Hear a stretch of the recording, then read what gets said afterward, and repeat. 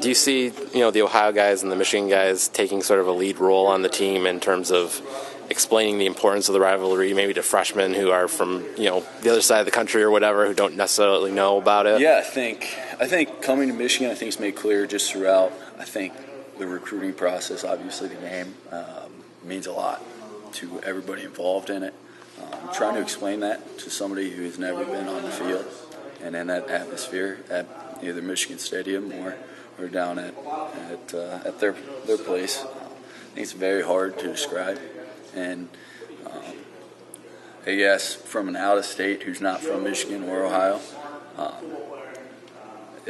it's hard. It's a hard feeling to describe, especially coming from Ohio, having that feeling. I'm not sure if you can communicate that with another individual, but it's definitely, they learn the significance of the game very quickly. What was your first Ohio State game moment where you realized this is something different? I think it was definitely my freshman year at Ohio, just walking down, and it's the last Saturday in November. It's snowing a little bit, it's cold, and we don't like each other. And I think it was made clear walking down onto the field that day that this is what I came to Michigan for.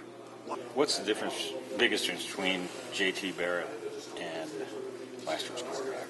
Braxton Miller? Yeah, that guy. There's not much difference, I don't think. I think they're great. They're both great players. Both make plays.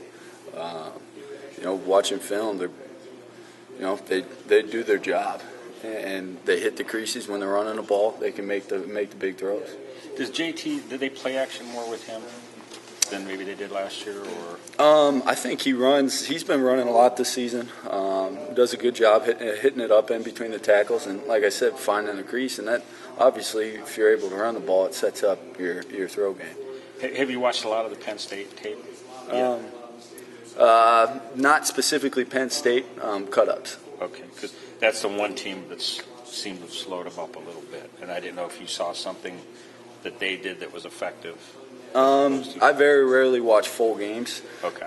Consecutively, more cut-ups. I think cut-ups help more. Okay. Who's simulating JT Barrett in practice this week? My old roommate, Anthony Capatina, does a good job at it too. What kind of stress does that put on a defense, especially you guys at linebacker, when a quarterback can just at any moment be ready to go and hit the Jets? I think you truly have to prepare for all 11 guys. The 5 offensive linemen, the tight ends, the wide receivers, and the quarterback. Running backs too.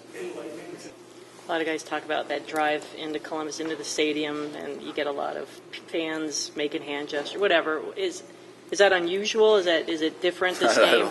I don't think it's unusual. I don't know. I think I sat down with my dad last weekend during a break, and I think I've been to every Big Ten stadium except for like 2 or 3 maybe, and it's nobody likes you. You're the opposing team. Just maybe a little bit more when you drive into Columbus.